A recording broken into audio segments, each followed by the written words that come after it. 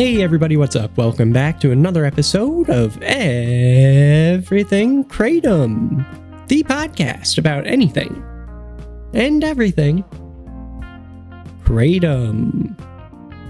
Great to have you with us on this Tuesday morning. Hope all is going great with you all out there.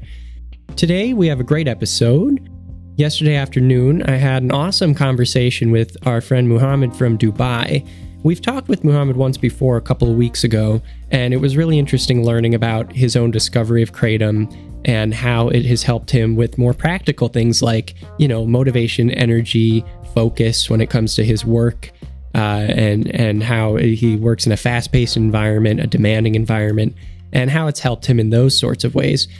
But with this conversation, we wanted to take a more deep dive into how Kratom has helped him in other aspects of life, and that includes ways that it helped him with anxiety, depression, some other things, and then also when it comes to really interesting aspects of his life, which include the fact that it's Ramadan this month. How does Kratom play into the role of fasting for him? I just thought that this was a fascinating topic, and I'm really glad that it came up. And there are a number of other things that we talk about too, including the new types of flavored Kratom that's available nowadays, as well as his experience trying Blue Lotus in tandem with Kratom. So we talked about a whole lot of stuff. It's a really great conversation, and I hope that you enjoy. And as always, thanks for listening.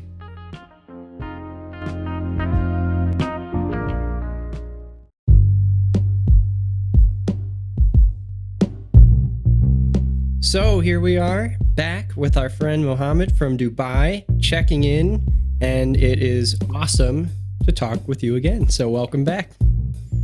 Thank you so much, Jamie. It's really great to be back, and I don't know if everybody listening to this episode has checked out the first episode that we did together a few weeks back. But first of all, I would like to apologize for the sound quality last time. This time, the voice is more audible. And I think it would be good to pick up where we left off last time.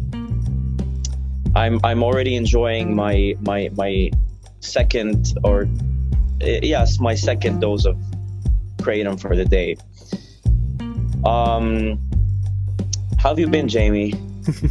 Been doing good, thanks. I've been sorry about the rescheduling issue. I contacted Mohammad yesterday afternoon and was like, all these things came up, and he said that's fine, I'm flexible. And then I sent him an email 5 minutes later, said never mind. So the week has been all over the place, but it's been good. I'm feeling good, and I'm glad that we can check in with you again, because like you said, and for those of you who hadn't listened, you should definitely check out the first conversation that we had with Mohammad, which was March 17th, and that's when that one aired, and we got a great overview of just like the background, your context, where are you coming from, how did you first introduce yourself to Kratom, and what has your experience been so far. And as a very brief recap, and you can touch on this further, obviously, but you had talked about how, you found Kratom a while back. And I since learned that you even wrote a book about it. So maybe you can talk about that too. And you really enjoy, like super green in the morning. You like white Bali and white Mangta.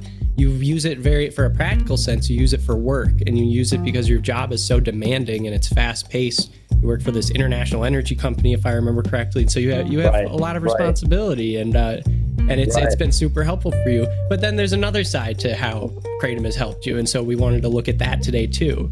So would love to hear anything and everything Kratom on your end.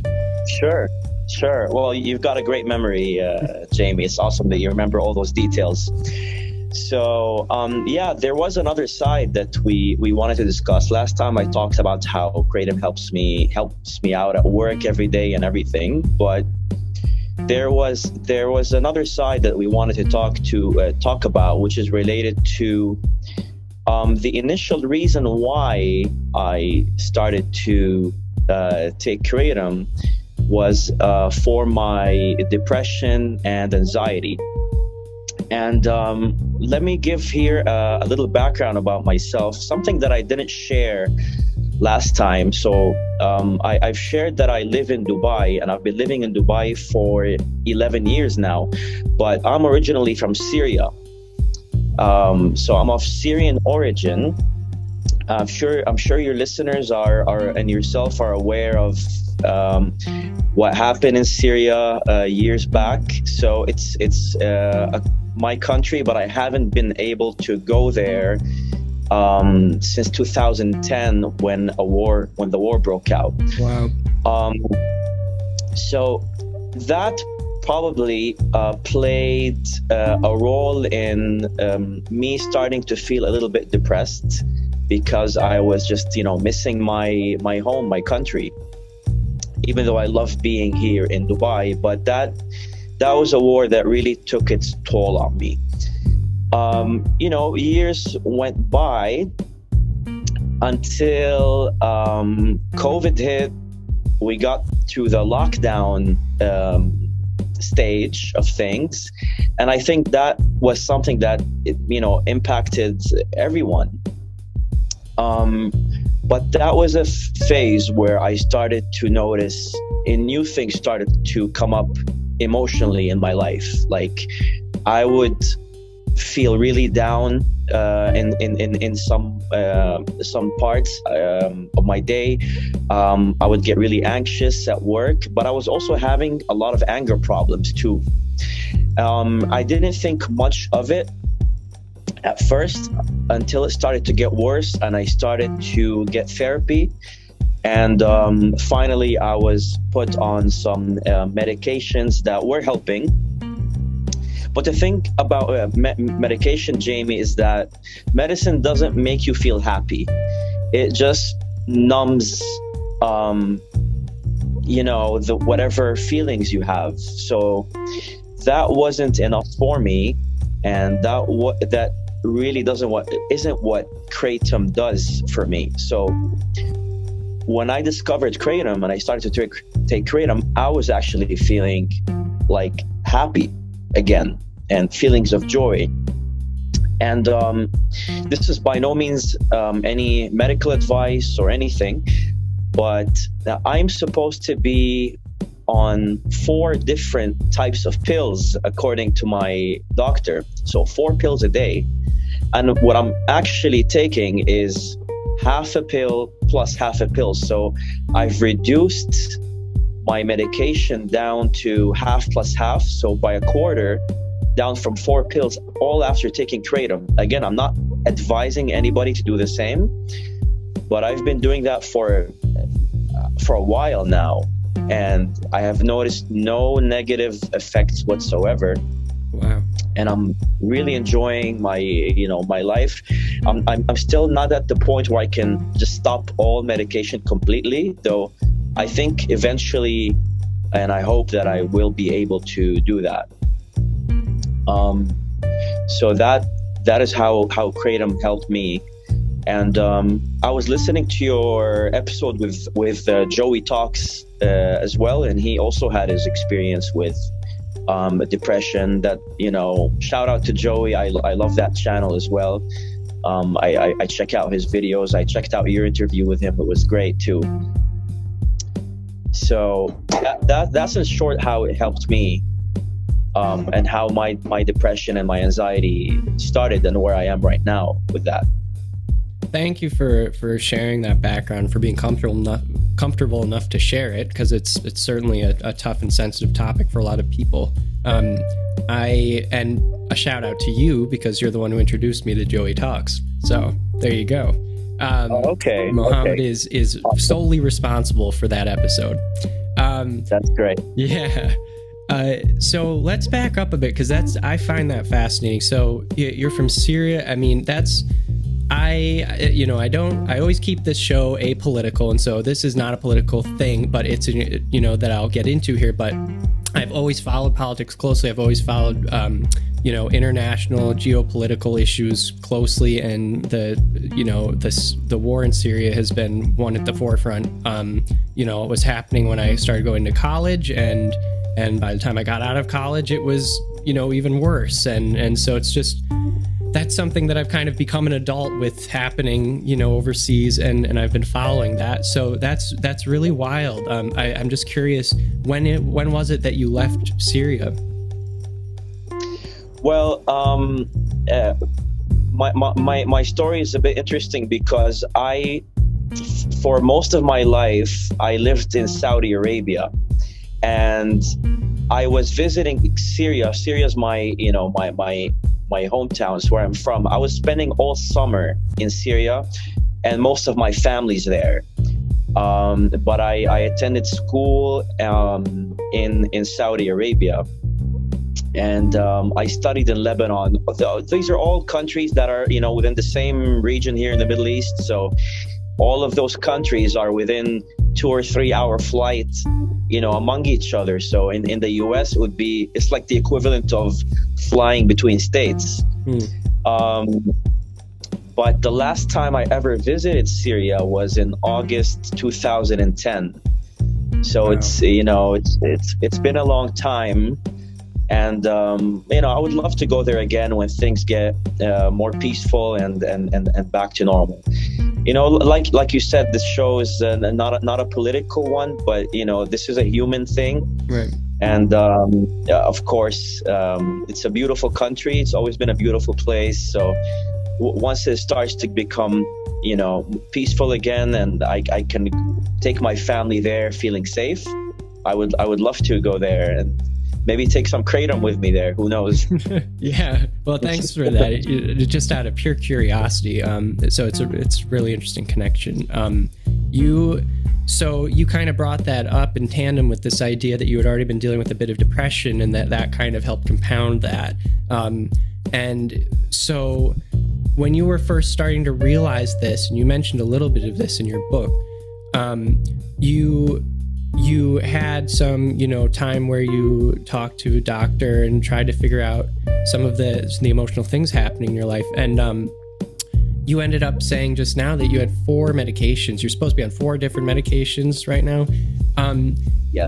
So how did that work where Kratom started to help you with those things? Were you already on those 4 different medications while you started taking Kratom and realized you didn't need them, or how did that happen? Exactly. I was already on the 4 because I started off with 2 and they weren't helping. And I was seeing a doctor every month and a therapist at the same time, because I'm also doing cognitive behavioral therapy at the same time. And I still am doing it. Mm-hmm. Until I've reached the 4 different medications. Then I start to take Kratom. And then I thought, hey, let me just see what happens if I cut down one of the 4 to a half. And I did that, and I waited a few weeks, and I felt no negative effects. So I said, okay, let me see if I can cut down another half. So it wasn't abrupt where I just suddenly stopped everything. I was just slowly, gradually, cutting down the amount that I was taking until I am where I am now. And that is why I believe that, maybe in a few weeks, I'll see if I can do without one of the halves that I'm taking and just see what happens. Obviously, if any of the side effects comes back, I'll go back to taking the medication. But so far, man, I'm feeling great, really. Like, it's as if there's nothing wrong.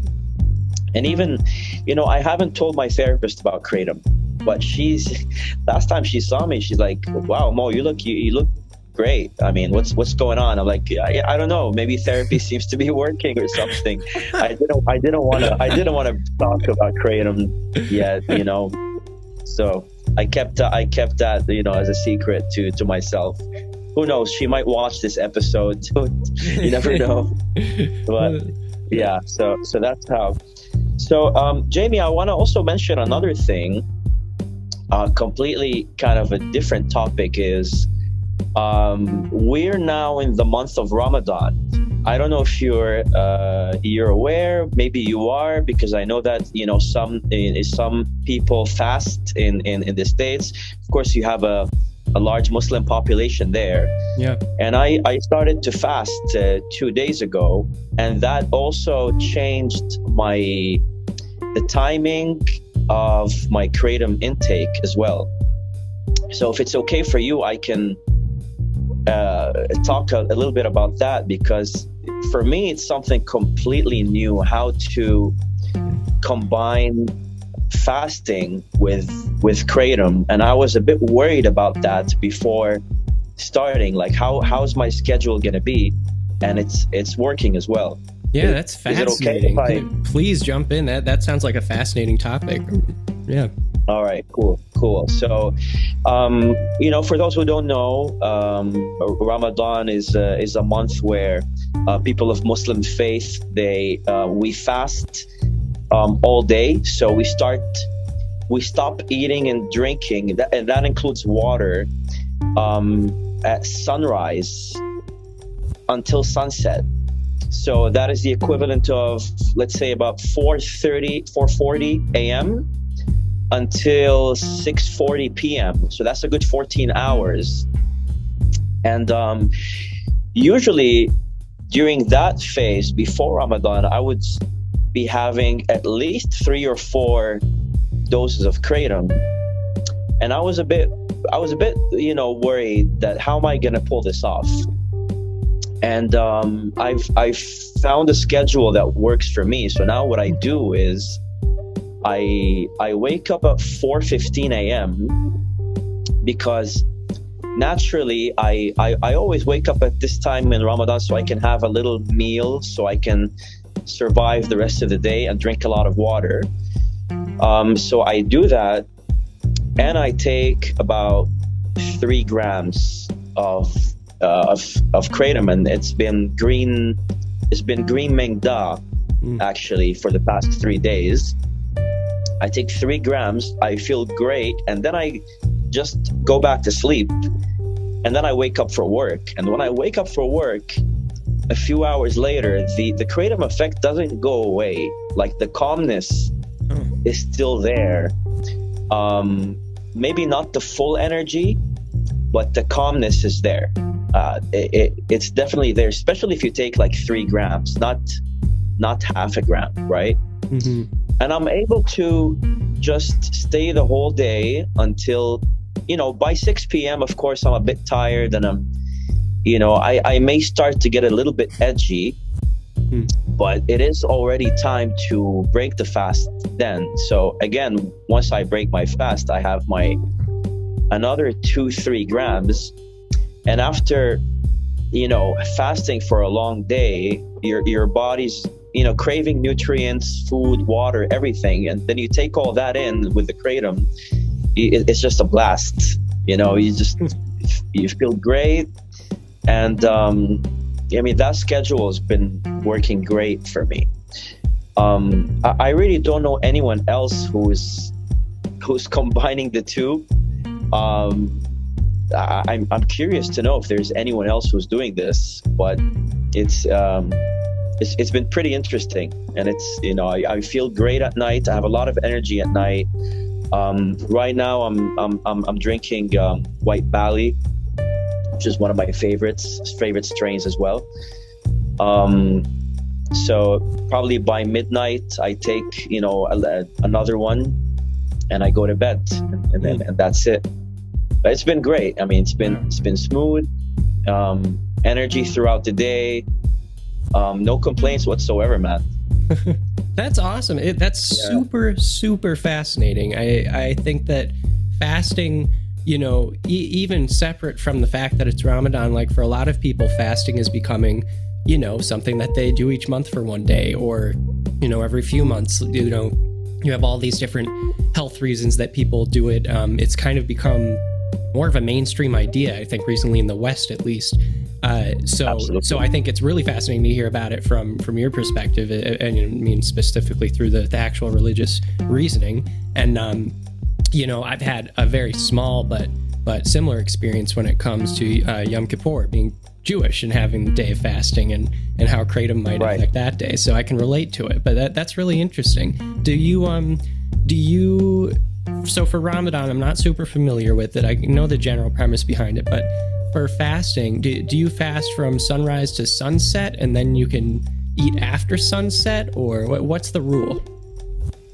Yeah, exactly. After sunset, you can eat, drink whatever you want, minus alcohol. But otherwise you can. I wouldn't recommend alcohol anyway after such a long day without being hydrated. It's not a good idea. Sure. But yeah, and obviously the point isn't really to stuff yourself, even though the cravings are there. But if it's done the right way and you eat a healthy sized portions, you can you'll be feeling good, without going through a food coma, like after having a crazy dinner. But yeah, you can, if from sunset to sunrise, you can eat as much as you want, drink all the water that you need, get yourself hydrated. And during the day you don't. And it seems like it's a lot harder than it sounds. A lot of people ask me, like, how do you do that? How do you stay without water all day, especially in Dubai where it's hot? It's fine, man. Like it's really, the body can adapt to things. I can even walk outside. I take walks even though it's sunny. It's all good. So that's how it works. But what's your experience? I'm not familiar with your fasting, and how did that work with Kratom? Yeah, I mean, it's, so you do it for each year you do it for Yom Kippur, and it's I'm terrible at being Jewish, but that kind of makes me good at it. That's my joke. But but from my understanding of what I'm supposed to be doing, every year, you're supposed to kind of think about, how can I be better this upcoming year? How wasn't I as well, good as I should have been this past year? And the fasting is kind of a reminder of that. And it's, kicking the can to get you to think about that, which I think is valuable, and it's a good lesson. And so I've done it a few times now.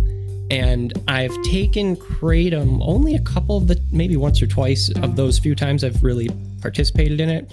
And I've found that I've had good experiences with it. I don't think I took greens or reds. I think at that time I only really had white varieties of Kratom, and I don't know what type specifically, but I think it was white Thai. And I took it in the morning, similar to you, but not that early in the morning. And then I would go for the day, and I had a good experience with it, but I have trouble taking Kratom and having nothing in my stomach.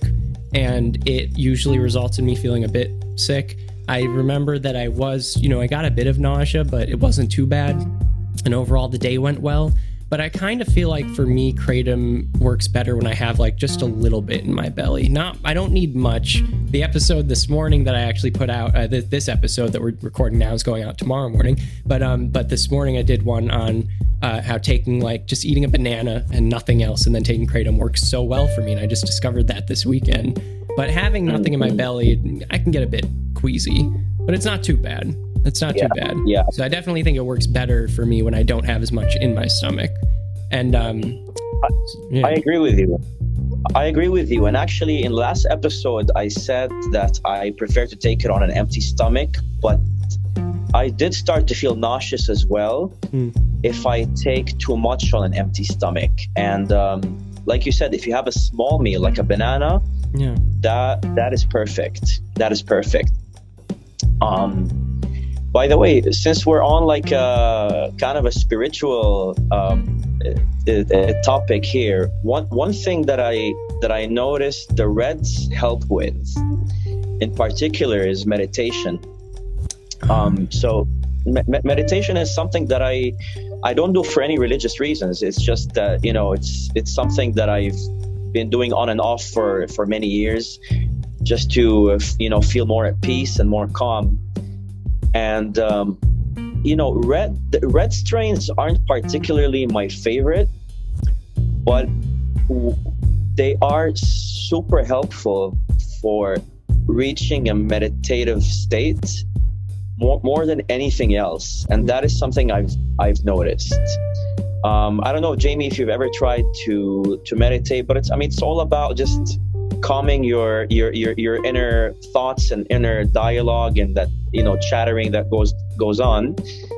And when you're on the reds, it's just so relaxing and euphoric, right? So naturally, it just complements the breathing exercises you do when meditating. So for anyone that does meditate, meditation as a frequent practice, combining it with reds is perfect.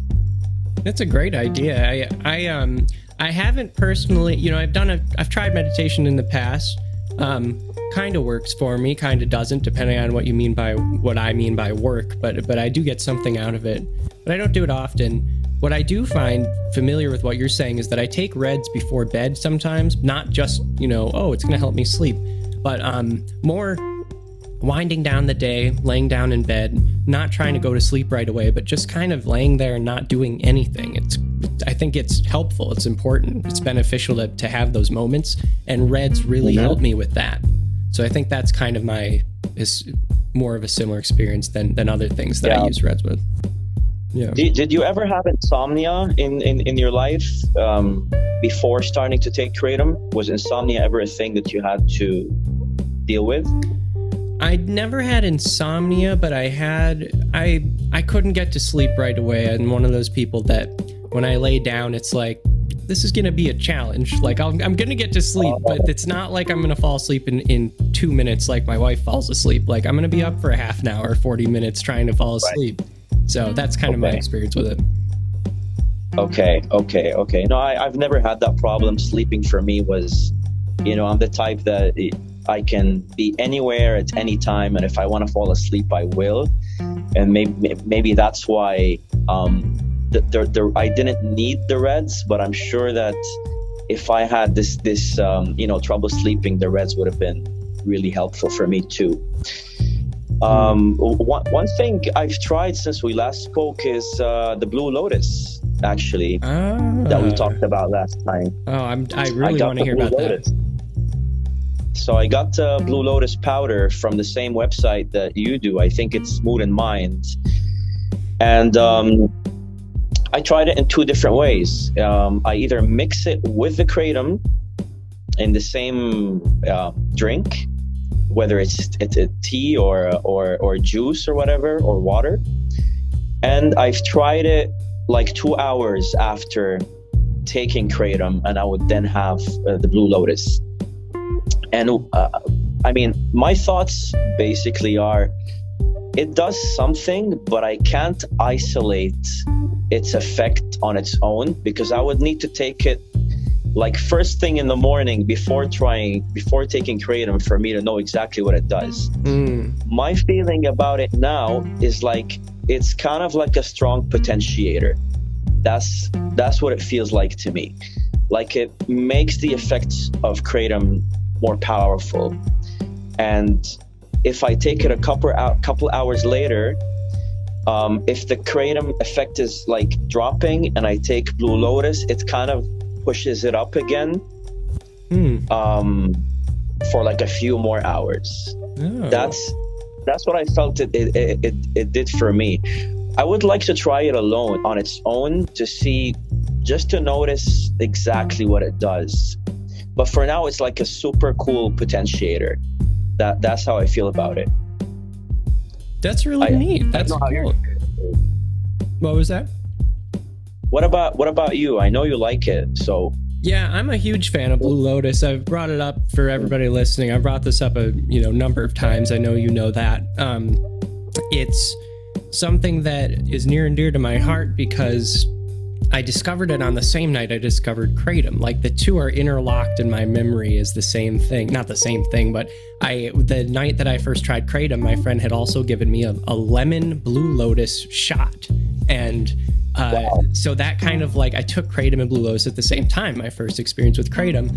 And so that was the night that, you know, my Tourette's officially ended, basically. I mean, it was a memorable experience, and it still hovers around in the back of my head, but I'm able to control it now, even when I'm not taking Kratom or Blue Lotus. But the two are so helpful.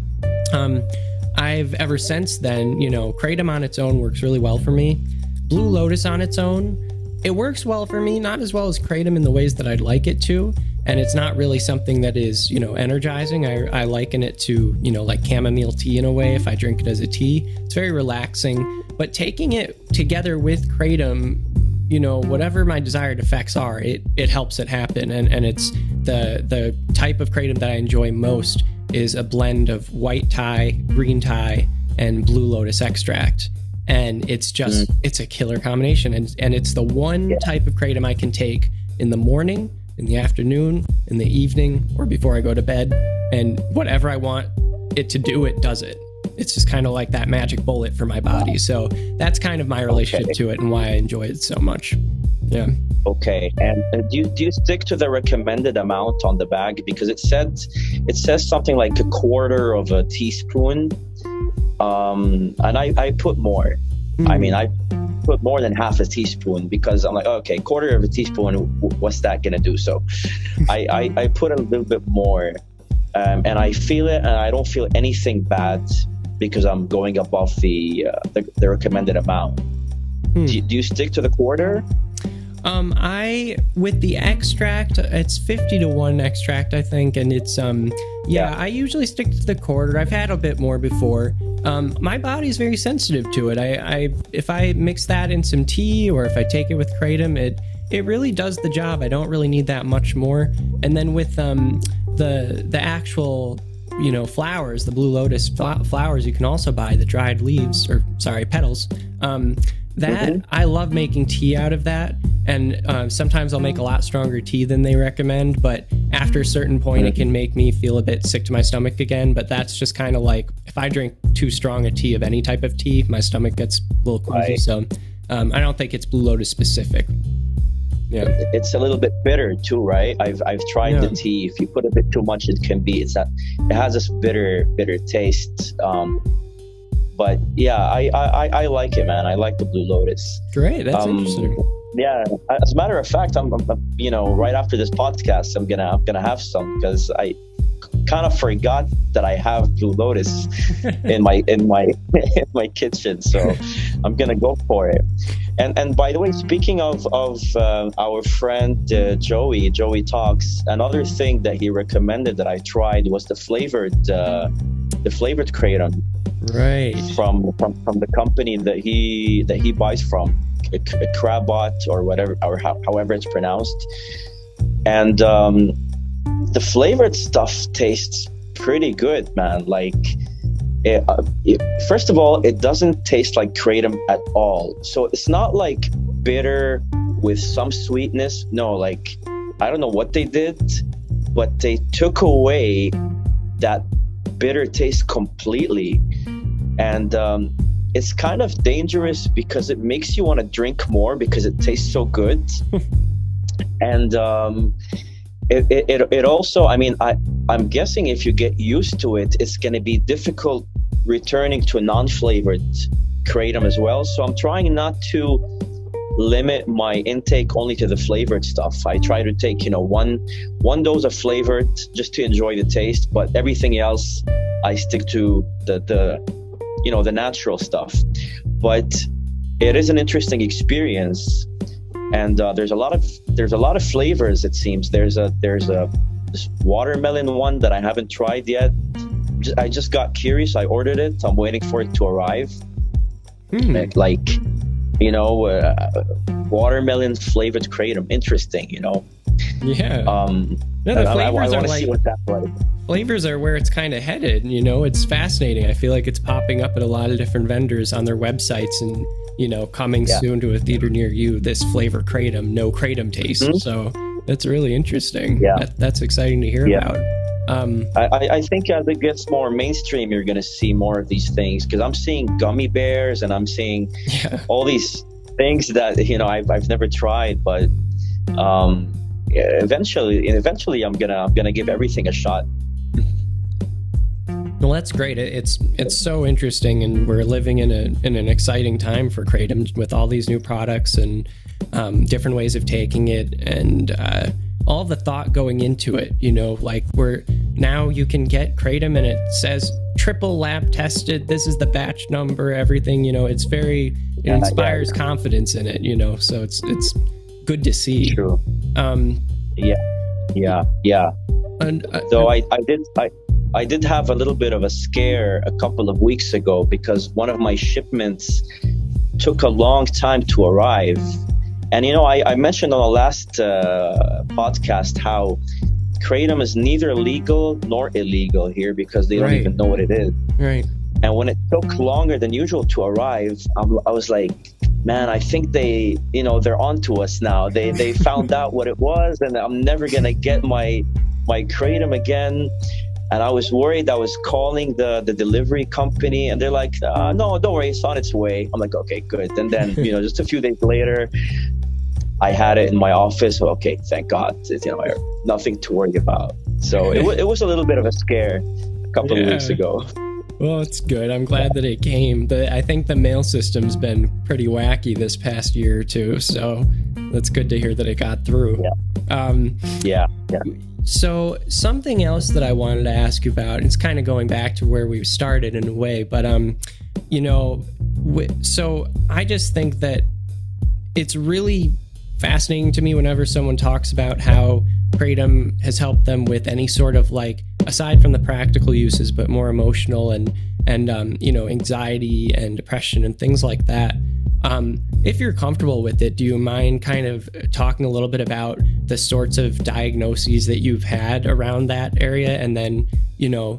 exactly how Kratom has helped you there? Because something that I talked with Joey about towards the end, I think, of our podcast with him, and something he's talked about a lot is there's, things can help with your mental health, but I think he framed it as, and I thought rightly so, it's a tool, Kratom can be a tool to help you get to the place where you can work on yourself, but it's not necessarily the thing that cures you, that makes you happy, but it allows you to figure things out. And at the same time, I find personally that Kratom really, can be a mood booster on its own. So I'd just be interested to hear your whole experience with that. Right. I totally agree with what Joey said. I don't think Kratom is a cure, and I also mentioned that in my book as well, that it puts me in a state of mind where I can work on myself. But it's not meant to be a cure. So in terms of my diagnoses, thankfully it wasn't severe. What I was diagnosed with was moderate depression, moderate anxiety, and rage. Okay. And, I know I don't come off as a rageful person probably, and people get surprised when I tell them that. But, there were just phases where I would just go from 0 to 100 from some triggers in my life. And so the emotions that come with these things are at its worst, I would say on some days, I would wake up in the morning and just not want to get out of bed, or not want to go to work. And when it reached that level of not wanting to go to work, and I have to go to work, I have a family, I can't just not go to work. And I had to talk to my managers and say, look, I'm having some mental health issues because of workload. I'm unable to cope with the stress. I need a break. And, thankfully they were really understanding. And that was exactly around the time when I discovered Kratom. So it was I took a break from work. It was just for a couple of weeks. And at the same time, I started to take Kratom. So I went back to work with a completely different attitude because, like you said, it's a mood booster. I was feeling much better. I wasn't very stressed about work anymore. I was happy at home, at work. But I also know deep down that if I stop taking Kratom, there's a chance that all these old things might come up again.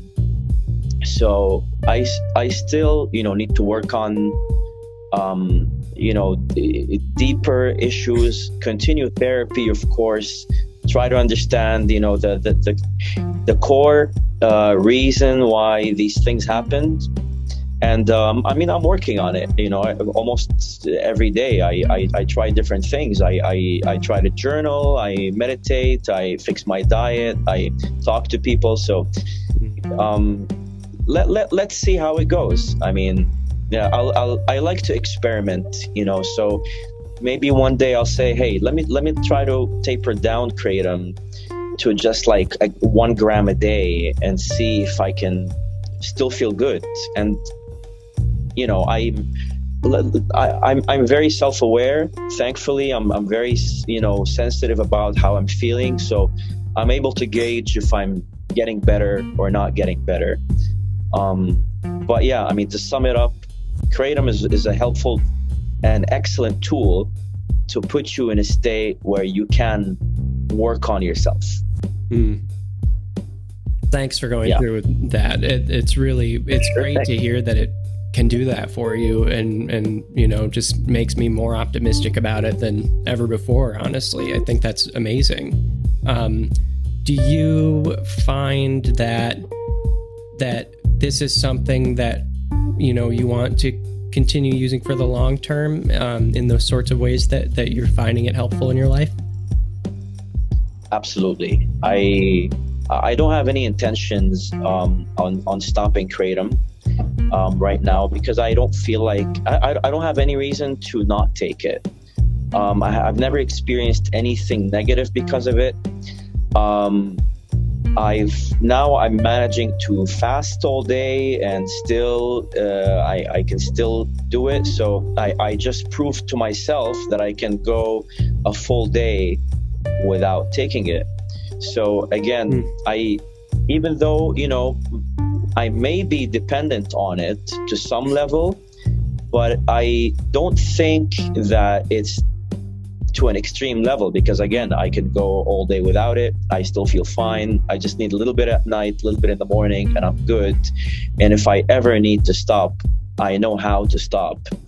But for the current moment, I don't feel like I want to stop. I'm enjoying it. I see more pros than cons. Barely any downsides so far. Yeah, okay, you pay a little bit more every month. There's a new budget on the side for Kratom, but okay, less spending on alcohol and other things that are, could be more expensive than Kratom. So,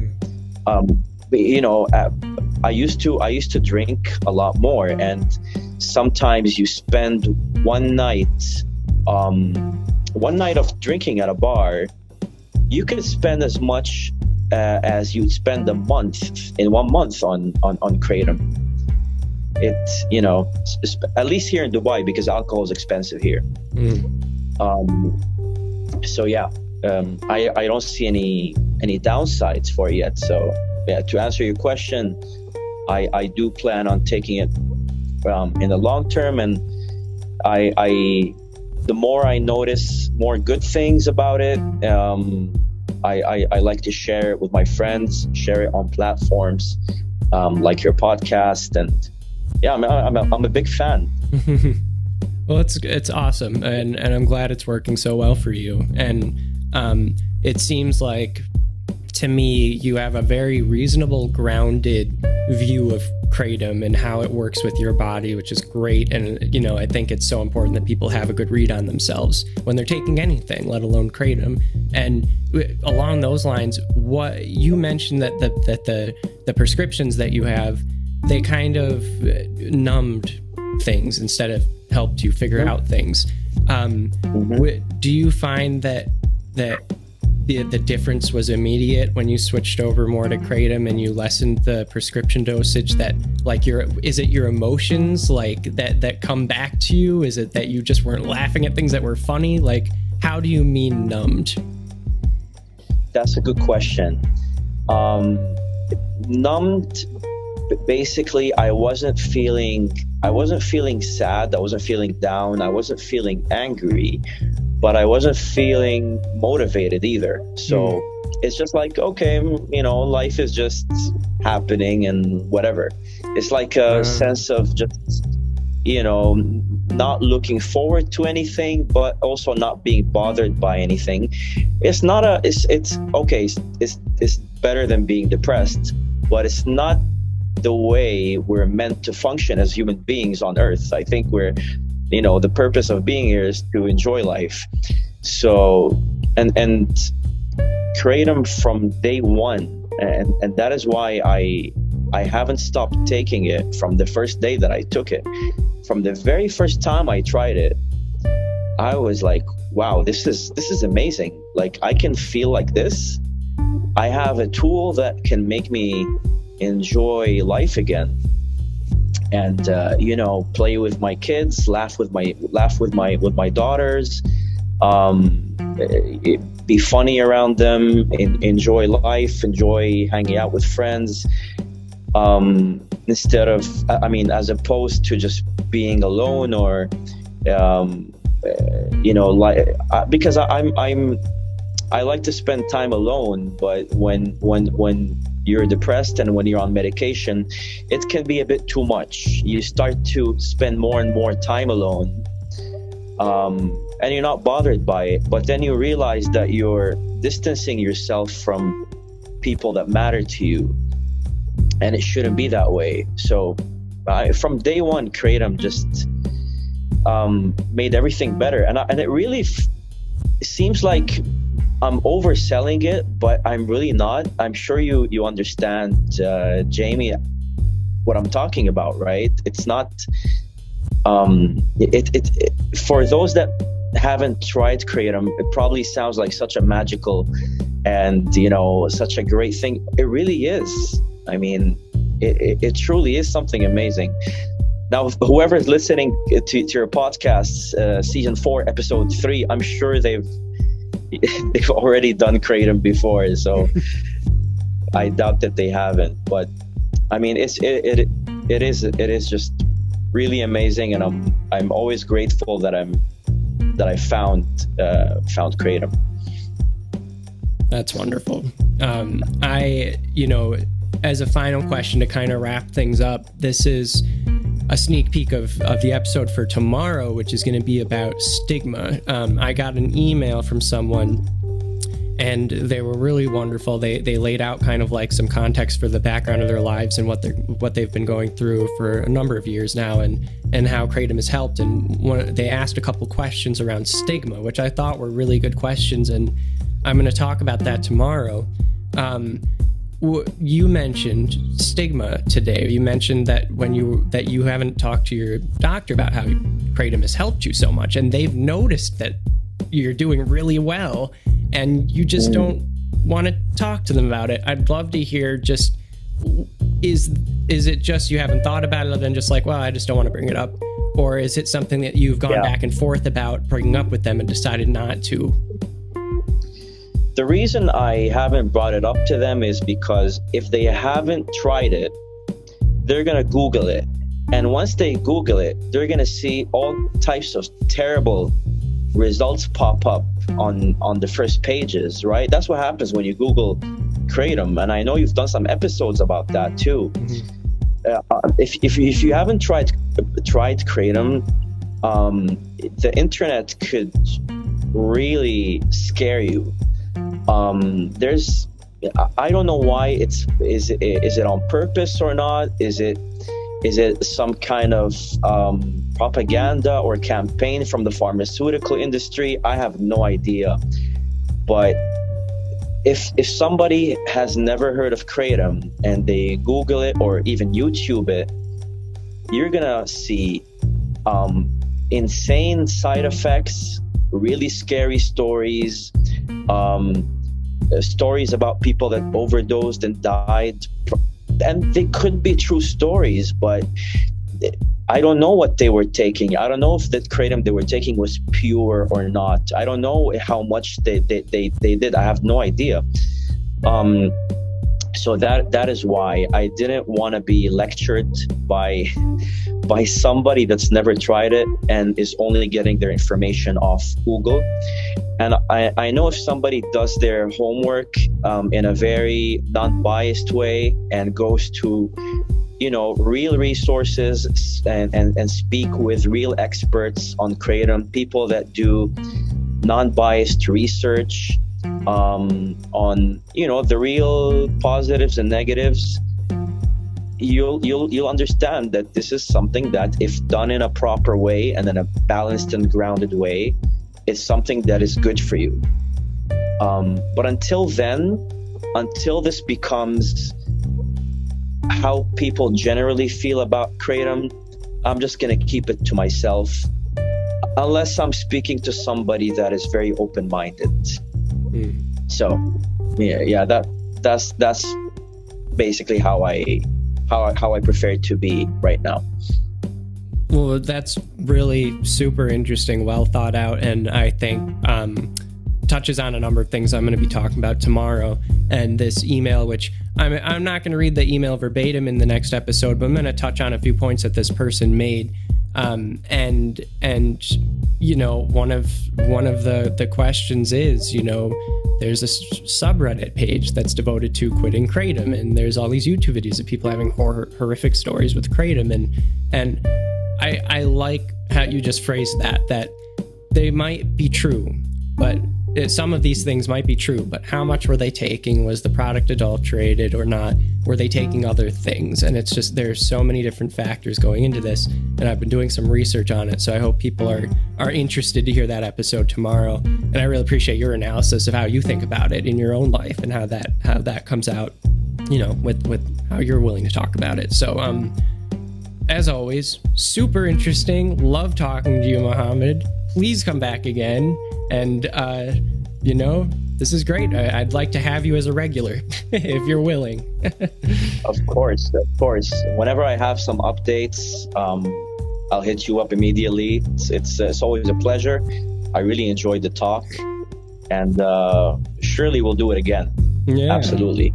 Do you have is your book still available on Kindle? I think you said it was, or it used to be. It is on Kindle. It is on any website that sells ebooks. But here's the thing: I don't even remember the title of my book, and I'm really sorry for this. But I don't, because I had the feeling you were gonna ask me, and I was like, what was the name of my book? I don't even remember the name. I'm gonna have to look it up and email you, and maybe mention it next time, because I just wrote that book and I wasn't planning on selling it. I was like, what? I'm so excited about Kratom. I'm gonna write a book about it and just throw it online, and whoever finds it, great. And it's more of a booklet, right? Because it's like 15-16 pages. But it's got the word Kratom in the title. That's all I know. But I don't remember the title right now, which is crazy. But. Well, if you can figure it out, let me know. Send me an email, and I'll share it so that people can look it up. Because you shared it with me, and I really enjoyed reading through it. It's a really neat book, little booklet, and it's not just about your experience, but it's like how you discovered it, and it's also you throw some real information in there and some history around it, some of the negative potential effects of it. I mean, it's a very well-rounded little booklet that's helpful to have on hand. So I really enjoyed it. So if you find it, let me know. I will. I'll email you soon with the title. Good. Will do. Right. Well, thanks so much for joining us again, and we'll have you on sometime soon. Thank you, Jamie. It's a pleasure.